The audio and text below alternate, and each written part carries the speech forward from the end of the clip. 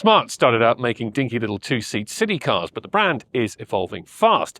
Now it's co-owned by Mercedes and Chinese car maker Geely, and it's developing a whole new range of bigger, more practical cars. This is the second of the new generation to arrive in Ireland. This is the Smart #3.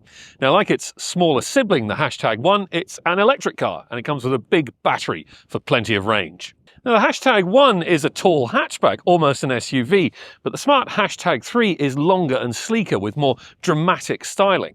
Now, that doesn't make it impractical inside, as we'll see, but it does mean it's much more aerodynamic.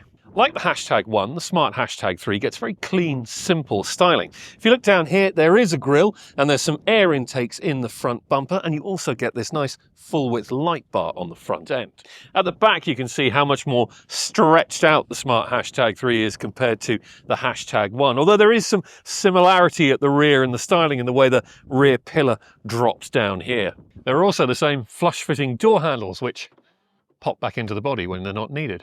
There are a few different versions of the Smart #3 from which to choose. Now, there's an entry-level version that has a range of up to 330 kilometres, but we reckon that most people will upgrade to the larger 66 kilowatt-hour battery, and that gives you a range of up to 455 kilometres.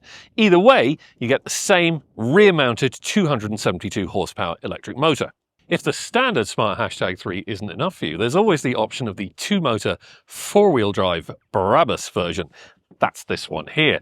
This has 428 horsepower and enough performance to worry a Porsche.